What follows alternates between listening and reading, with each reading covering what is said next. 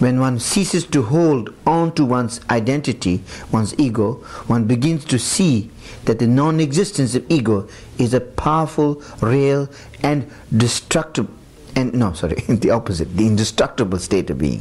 You understand? One begins to see that the existence of ego, the non-existence of ego, is a powerful, real and indestructible state of being. One realizes that, like the sun, it is a continuous situation that does not wax or wane. This state of being is called Vajra nature. Vajra, or in Tibetan Dorje, which means indestructible and having the qualities of diamond.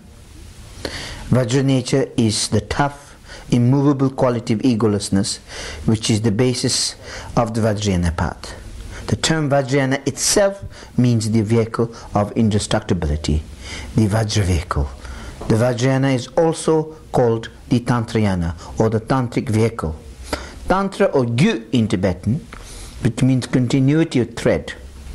That the Vajra nature is the continuity of egolessness, the continuity of wakefulness, which, like the sun, is brilliant and all-pervasive. So the deities of the Vajrayana are the embodiment of the Vajra nature. Important for the practice of Vajrayana are the deities called Yidams. Actually, Yidams is a shortened form of the phrase, Tibetan phrase called Yiki Tamsik, which means sacred bondage of mind. Yi means mind, Ki means of, Tamsik means sacred word or sacred bondage.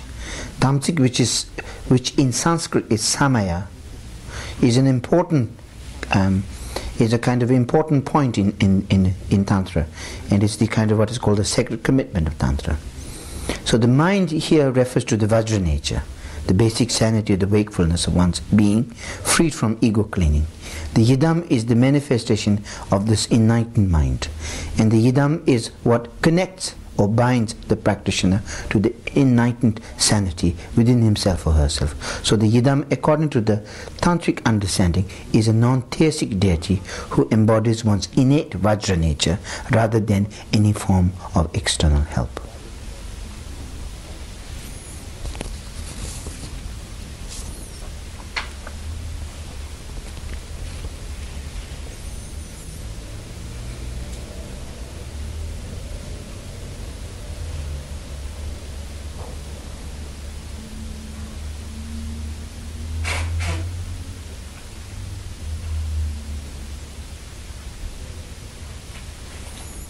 And what I talked about yesterday, for example, the sacred outlook or the Tana, this actually, one develops this, especially after doing the Munda practice. Maybe it's good to talk about Munda briefly. Do you think so? Very briefly. Do you think? Okay. In the Buddhist tradition, relating to the teacher is not in hero worship. One appreciates the teacher as an example of living Dhamma. Upon entering the Buddhist path, the practitioner respects the teacher as a wise man, as an elder, as I mentioned yesterday. The teacher in the Mahayana is called Kalyamitra, or Geshe in Tibetan, which means spiritual friend. Friend in the sense that he is willing to share one's life completely and walk with one to the path. He is truly the example of Mahayana practice of exchanging self for others. At the Vajrayana level, one begins with faith, which in Tibetan is called tepa. In the teachings, and one begins with the faith in the teachings and the teacher, because one has already experienced the truth and the workability of the teaching for oneself. Then with the discovery of the Vajra nature, faith begins to develop into devotion, which is called Mögö in Tibetan. Mö means longing, Kö means respect.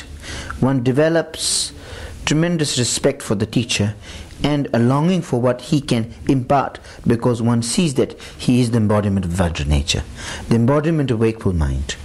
At this level, the teacher becomes the Guru. He is the Vajra master, the one who has Vajra one who has mastered the Vajra truth, the indestructible truth, and who can transmit the Vajra power to others. However, the Vajrayana can be extremely destructive if one is not properly prepared to receive these teachings. Therefore, in order to practice the Vajrayana, one must have a relationship with the Vajra Master who completely understands the practitioner and the practice and knows how to bring the two together.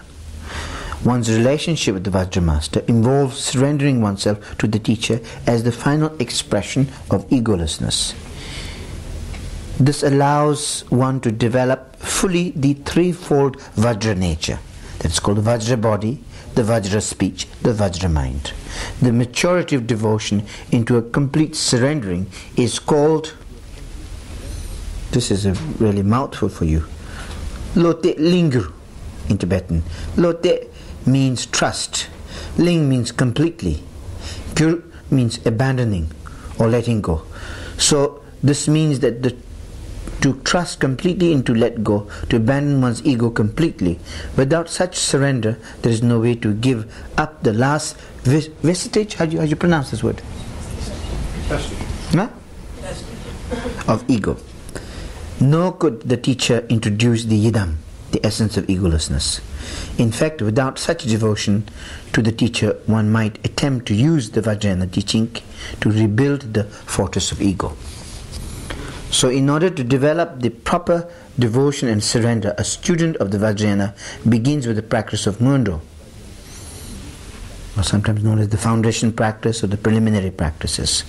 They are preliminary to the receiving of what is called Abhisheka or Abhisthana, which is empowerment of the Tantra. Mu means before, Dro means going.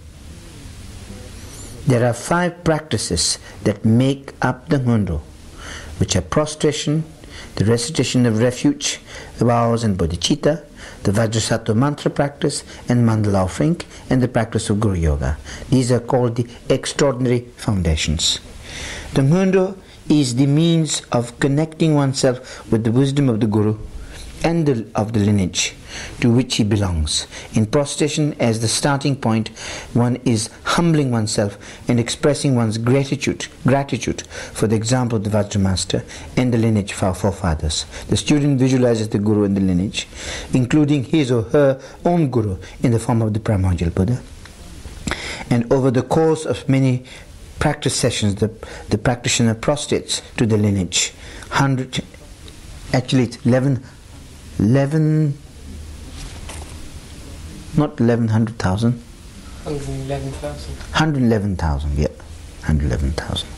times, while reciting the refuge vow, also same number. In that way the student reaffirms the commitment to the basic path of discipline and renunciation at the same time that he or she expresses surrender to the Vajrayana teachings, to the Vajra Master. Through this practice one catches one's first glimpse of the lineage. The mantra practice, or the Vajrasattva purification of the mantra practice, leads to a closer experience of the lineage wisdom. It allows one to work directly with obstacles and psychological obscurations to realize the defilement are temporary and can be overcome. Vajrasattva, literally the Vajra being, is visualized as a youthful white prince who is both the essence of the Vajra wisdom and the wisdom body of one's Guru. In contrast to the practitioner visualizes his own body defiled, or his body filled with impurities of all kinds, physical, mental, emotional. While reciting the mantra Vajrasattva 111,000 times, one visualizes, sounds like Champs-Élysées. Visualizes, yeah? Visualizes? It's okay, correct? Sounds visualizes that one's body is slowly cleansed of these impurities by the action of Vajrasattva. By the end of a practice period, the student visualizes himself or herself as possessing the same pure nature as Vajrasattva. The point of mantra practice, therefore, is to recognize one's own inherent purity. In fact, this practice of healing is what I'll be teaching primarily in the weekend, along with the Padmasambhava practice of healing. In mandala practice, one gives one's self and one's world as an offering to the lineage. To lineage means, you see, to all the Buddhas and all the masters and all the deities, which is visualized in front of oneself. It's embodiment of the enlightenment principle, you see. The student offers 111,000. the mandala made from heaps of saffron-scented rice mixed with jewels and other precious substance. While constructing the mandala, one visualizes the world and everything in it, all its wealth and beauty and myriad sense perceptions as an offering to the Gurus and the Buddhas visualized before oneself. One's sense of pure being should also be included in the offering and given up, meaning one's meditation should be also offered. One's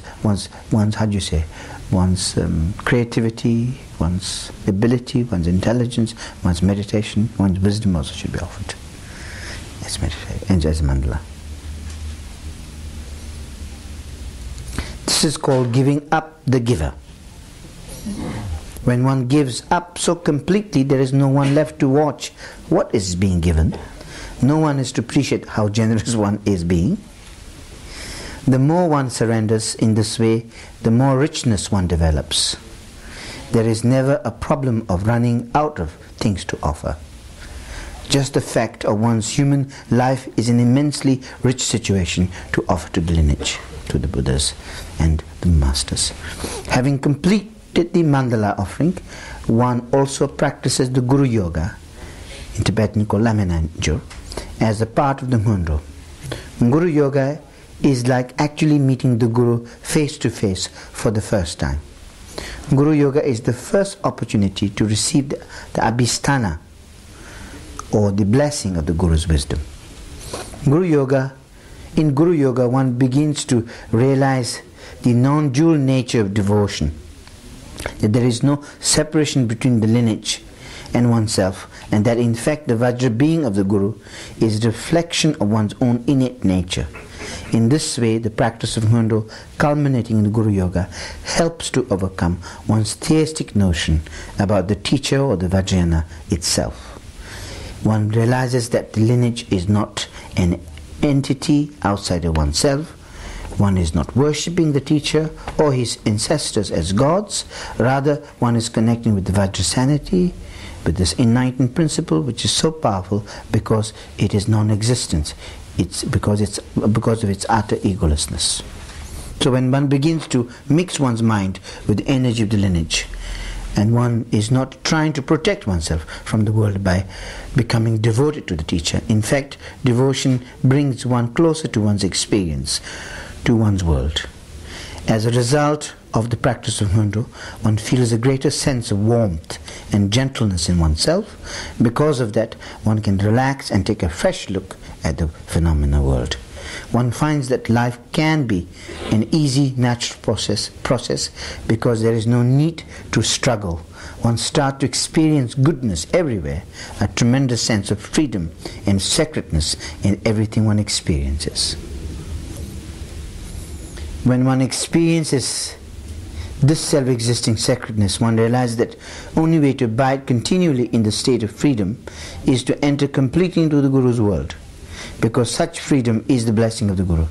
It is the Guru who has presented the practice that leads to the experience of freedom, and it is the Guru who manifests the epitome of this freedom. In fact, one begins to see that the self-existing sacredness of the world is simultaneously an expression of the Guru. This experience is known as sacred outlook, or Tagna, or pure perception. Tag means pure perception. The idea of purity here is the absence of imprisonment. Sacred outlook is perceiving the world and oneself as an intrinsically good and unconditionally free.